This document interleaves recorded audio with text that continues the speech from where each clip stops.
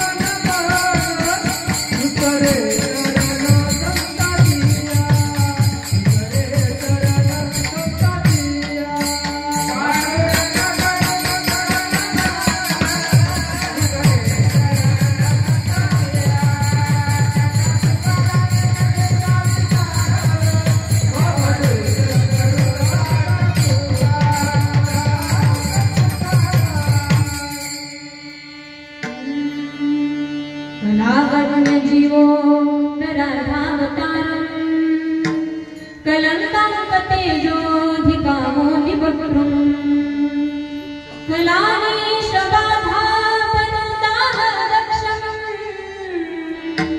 समाधिस्थमूर्तिं भजे ज्ञानदेवम्। ॐ नमो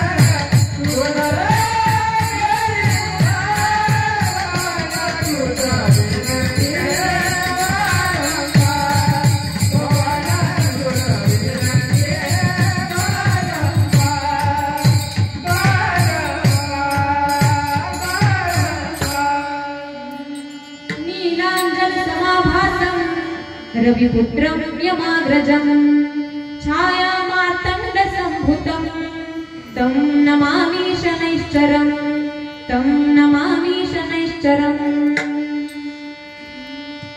आपुला तो एक देव करुणी घ्यावा तेने विना जीवा सुख नोहे एरती माईके दुःखाची जनेती नाही अदियंती अवसान। प्रस्तुत प्राप्त प्रसंगी कीर्तन रूपी सेवेकरिता निवडलेला अभंग देहूचे सुप्रसिद्ध साधू संत सम्राट वैराग्याचे महामेरू असणारे वैष्णव वरिष्ठ वेदनिष्ठ जगदुद्धारक जगद्गुरु श्री संत तुकोबाराय यांचा 4 चरणांचा सर्वतोपरिचित असणारा आणि उपदेशपर या प्रकरणातील अभंग आज आपल्या सेवेकरता निवडलेला आहे। अभंगावर चिंतन करण्यापूर्वी अल्पसहा परिहार द्यायचा तो म्हणजे असा की आज या ठिकाणी आपल्या शेंदा या गावामध्ये परात्पर परमात्मा परमेश्वर परमपुरुष परमाराध्य भक्तवांच्या कल्पतरू भगवान पंढरीश पांडुरंग परमात्म्याच्या कृपेनं साधू संतांच्या आशीर्वादानं तसेच सर्व उत्साही कार्यकर्त्यांच्या सत्प्रयासातून सर्वच ग्रामस्थ सर्वच तरुण मंडळी यांच्या सहकार्यातून आणि देवादी देव शनिदेव भगवंताच्या कृपा आशीर्वादानं 24 वर्षाची परंपरा लाभलेला आपला हा अखंड हरिनाम सप्ताह या सप्ताहामध्ये माझ्या वाट्याला आलेली ही दुसऱ्या दिवसाची सेवा या कार्यक्रमासाठी ज्यांचं मार्गदर्शन आहे असे सर्वच ग्रामस्थ सर्वच तरुण पण विशेषत्वाने गुरुवर्य हरिभक्त परायण संजय महाराज राऊत आणि ज्यांच्यामुळे ही सेवा माझ्या वाट्याला आली या सप्ताह कमिटीचे सर्वच सदस्य सर्वांच्याच इच्छेने ही सेवा माझ्या वाट्याला आली। तसेच आपल्या या कार्यक्रमामध्ये खूप सुंदर अशी साथ करणारे आपल्या गावातील सर्वच पुरुष भजनी मंडळ म्हणजे आम्हाला काय येतं की दाखवण्यापेक्षा समोरच्याला काय अपेक्षित आहे ते देण्याची तळमळीची भावना या सर्वांच्या चेहऱ्यावरून दिसून येते। ते म्हणतात ना गायक वादक कीर्तनकार आणि साऊंड या सगळ्यांवरच कीर्तन अवलंबून असतं।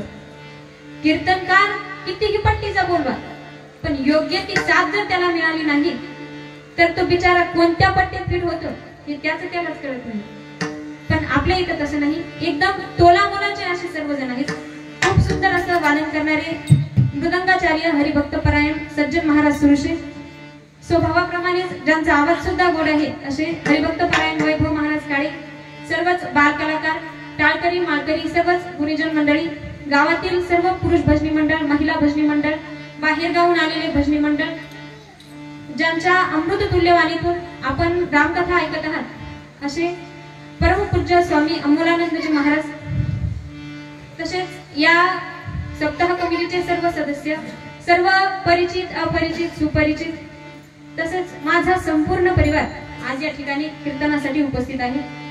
कीर्तन ऐकण्यासाठी आलेले तुम्ही सर्वच भाऊ मंडळी सर्वच संयोजक आयोजक नियोजक प्रायोजक पाहुणे रावळे गणगोत मित्र परिवार सामाजिक आर्थिक राजकीय आध्यात्मिक शैक्षणिक क्षेत्रातील सर्वच मान्यवर चित्रकार शिल्पकार गीतकार कथाकार प्रवचनकार कीर्तनकार रथी महारथी शिक्षक अध्यापक प्राध्यापक आचार्य प्राचार्य गायनाचार्य मृदंगाचार्य सरपंच उपसरपंच तलाठी ग्रामसेवक जे काल कीर्तन ऐकण्यासाठी होते ते जे आज आहेत ते उद्या नसतील ते कधीच येत नसतात ते फक्त काल्याच्या कीर्तनाला येत असतात ते दरवर्षी सप्ताहाला वर्गणी देत असतात पंक्ती घेत असतात ते घेत नसतात ते घेणाऱ्यालाही घेऊ देत नसतात ते कितीही चांगलं कीर्तन झालं कितीही चांगलं गायन केलं कितीही चांगला मृदंग वाजवला तरी त्यांची तोंड पडलेलीच असतात ते कीर्तनाला येताना जुन्या चपला घेऊन येतात आणि जाताना नव्या घेऊन जातात ते अशा सर्वांच्या चरणी नतमस्तक आणि सेवेला प्रारंभ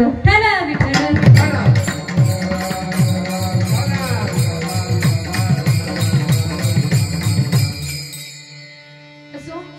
संकल्पित वेळेमध्ये सेवा पूर्ण करायची आहे। खूप सुंदर अगदी सूत्रबद्ध असं नियोजन आहे। अभंग सर्वांच्या परिचयाचा आहे। नेहमी या अभंगावर कीर्तन आपण ऐकत असतो पण समजावून सांगण्याची प्रत्येकाची शैली प्रत्येकाची पद्धत ही वेगळी असते। अभंगाची मांडणी प्रत्येक वक्ता हा आपापल्या अभ्यासानुसार आपापल्या पद्धतीनुसार मांडत असतो। उपदेशपर या प्रकरणातील अभंग आहे। जगद्गुरु तुकोबाराय जेव्हा मृत्यू लोकांमध्ये येतात तेव्हा यच्छावत जीवाला उपदेश करतात। मग इथे प्रश्न निर्माण होतो की तुकोबाराय हे फक्त जीवालाच उपदेश का करतात पशु पक्ष्यांना का नाही करत? तर त्याचं कारण असं आहे, त्या भगवंतानं तुम्हा आम्हाला कर्तृत्व दिलं आणि कर्तृत्वासोबत भोक्तृत्व सुद्धा दिलं. याचा अर्थ असा, आपण कर्म करतो आणि केलेल्या कर्माची फळंही आपण भोगत असतो. पशु पक्ष्यांकडे पाहावं तर तिथं फक्त भोक्तृत्व आहे, कर्तृत्व तिथं नाही. कारण कर्म ते करू शकत नाही. पशु काय पाप पुण्य जाणती, उत्तम मध्य भोग भोगती.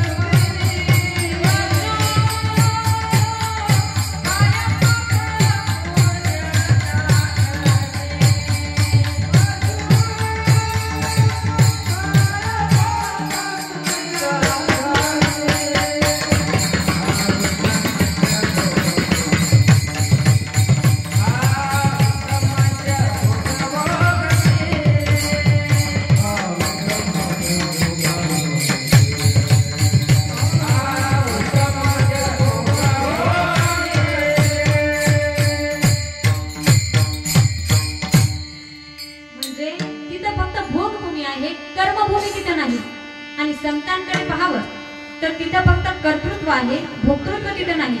संत महात्मे हे फक्त कर्म करत असतात. केलेलं कर्म संतांना भोगावं लागत नाही. मग आता काही लोक म्हणतील की संतांचा वशिला आहे देवाजवळ आणि ज्याचा आहे वशिला तो जाईल काशीला, ज्याचा नाही वशिला तो जाईल फाशीला. बरोबर आहे ना? तुम्ही जरा थोडंसं होकारार्थी नकारार्थी मान हलवत जा. क्षमा मागून बोलते पहा, पण कीर्तनामध्ये बसल्याच्या नंतर निदान मान हलवून तरी थोडासा प्रतिसाद दिला पाहिजे. काही लोक कीर्तनात बसतात पण कीर्तन त्यांच्यात बसत नाही.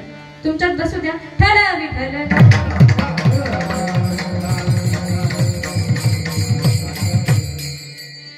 आपल्याला कर्तृत्व आहे, भोक्तृत्व आहे. संतांना फक्त कर्तृत्व आहे. कारण सकळ कर्मेती झाली ब्रह्मार्पण, जननोभे अवघा जनार्दन. संत महात्मे हे केलेलं कर्म भगवंताला अर्पण करत असतात आणि म्हणूनच संतांना केलेलं कर्म हे भोगावं लागत नाही. ईश्वरार्पण बुद्धीने ते कर्म करत असतात. त्वदीयं वस्तु गोविंद तुभ्यमेव समर्पय. याचा अर्थ असा, मेरा मुझ में कुछ नहीं, जो कुछ है सो तो तेरा तुझको सौंपता, क्या लागत है की देवा माझं काहीच नाही. संत दादू दयाळ म्हणतात, तन भी तेरा मन भी तेरा, तेरा सब कुछ प्राण, सब कुछ तेरा तू ही मेरा, यही दादू का ज्ञान. की देवा सगळं काही तुझंच आहे. ईश्वरार्पण बुद्धी त्यांची त्या ठिकाणी सक्रिय असते आणि म्हणूनच संतांना केलेलं कर्म हे भोगावं लागतं.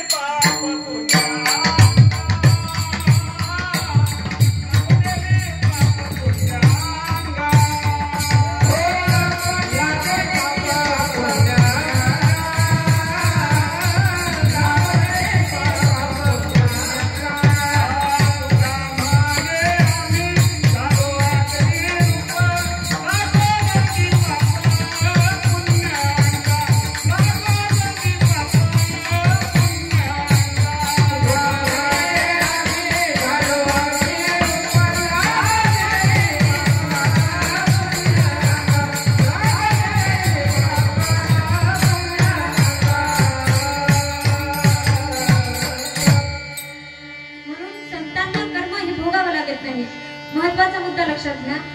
संतांना कर्तृत्व आहे, भोक्तृत्व नाही. आपल्याला दोन्ही आहेत. पशु पक्ष्यांना फक्त भोक्तृत्व आहे, कर्तृत्व नाही. आणि देवाकडे पाहावं तर तिथं कर्तृत्व नाही आणि भोक्तृत्व सुद्धा नाही. म्हणजे देव कर्म करत नाही आणि केलेल्या कर्माचे फळही तो भोगत नाही. मग आता काही शून्य लोक म्हणतील की देव कर्म करत नाही, केलेल्या कर्माचे फळ भोगत नाही असं म्हणतात. मग माऊलींनी जे वर्णन करून ठेवलंय कोणतं, धिले वेंधिले शारंगधर झाला पुरंदर सहस्र नयन. हे नेमकं लावायचं कुठे? लक्षात घ्या. देव कर्म करतो, केलेल्या कर्माची फळं भोगतो, हेही खरं.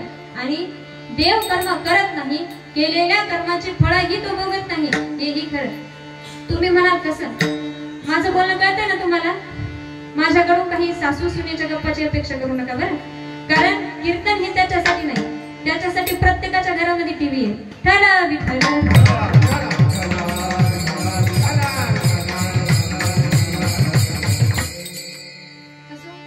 परमात्मा हा कर्म करतो, पण कशासाठी?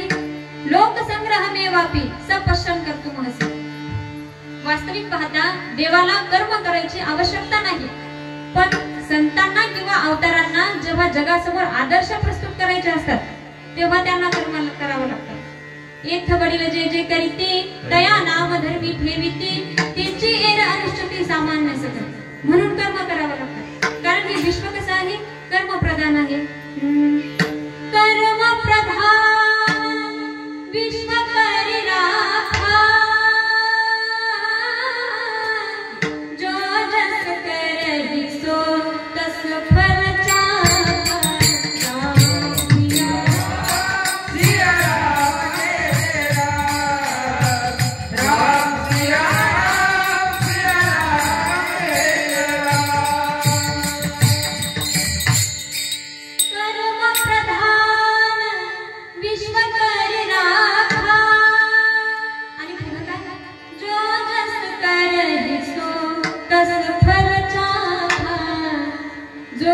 ज्या पद्धतीनं कर्म करेल त्या त्या पद्धतीनं त्याला त्याचं फळ हे भोगावं लागत असतं. आपण कर्म चांगलं करत नाही आणि जीवनामध्ये थोडं जरी वाईट घडलं तरी आपल्याला लगेच असं वाटतं याची नजर लागली, त्याची नजर लागली, उगीच एकमेकांना दोष देतो. बुरी नजर वाले तेरा मुंह काला. लक्षात घ्या, ना किसी की नजर बुरी ना किसी का मुंह काला, होगा वही जो चाहेगा ऊपर वाला. त्याच्या मनामध्ये जे आहे ना तेच होणार आहे. आपल्या हातामध्ये काहीच नाही. आपण फक्त एकच करू शकतो, ते म्हणजे चांगलं कर्म करत राहणं.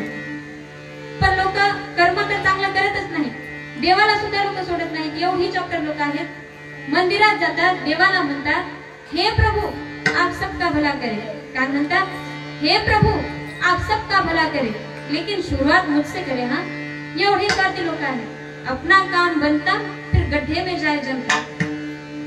पण माणसानं नेहमी कर्म चांगलं केलं पाहिजे, कारण कर्माचा म्हणजे कर्तृत्वाचा जो काही भाग आहे ना तो ज्ञानावर आधारित आहे, आणि ते ज्ञान भगवंतानं फक्त जीवाला दिलेलं आहे. आहार निद्रा भय मैथून सर्व योनिशी समसमान, परी मनुष्य देहीचे ज्ञान अधिक जाण सर्वतः. आहार निद्रा भय आणि मैथून या चारही बाबतीत तुलनात्मक दृष्टीने जर आपण विचार केला तर मनुष्यामध्ये आणि पशु पक्ष्यांमध्ये फारसा फरक दिसून येत नाही. आहार निद्रा पशु पक्ष्यांना पण आहे, आपल्याला पण आहे. भय त्यांना पण, आपल्याला पण. दगड मारला की कुत्रा घाबरतं, आपल्याला सुद्धा भीती वाटते. जवळजवळ सगळ्याच गोष्टी सारख्या आहेत. एकच गोष्ट अशी आहे जी भगवंतानं जीवाला दिली, पशु पक्षाला दिली नाही, आणि ते आहे ज्ञान. याच देही घरे देवाचे भजन,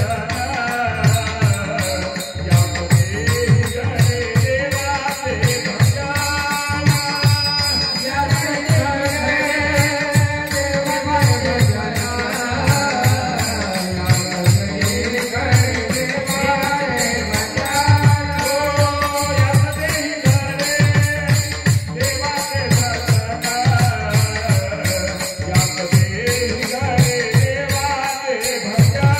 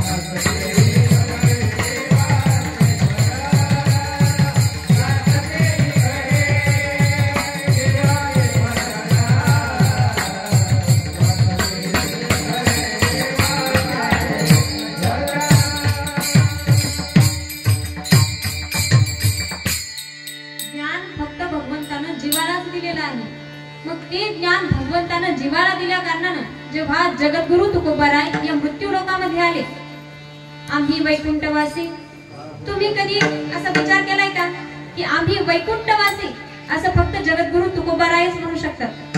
आपण का नाही म्हणू शकत आम्ही वैकुंठवासी, आम्ही कैलासवासी किंवा आम्ही स्वर्गवासी? नाही, आम्ही फक्त शरीराचे वासी एवढंच आपण म्हणू शकतो. का तर त्याला कारण आहे, आपण येण्यामध्ये आणि जाण्यामध्ये स्वतंत्र नाही, परतंत्र आहोत. संत महात्मे हे येण्यामध्ये आणि जाण्यामध्ये स्वतंत्र आहेत. उजळावया आलो वाटा, खरा पोटा निवाडा, परत जाताना सुद्धा आपुल्या माहेरा, आपुल्या माहेरा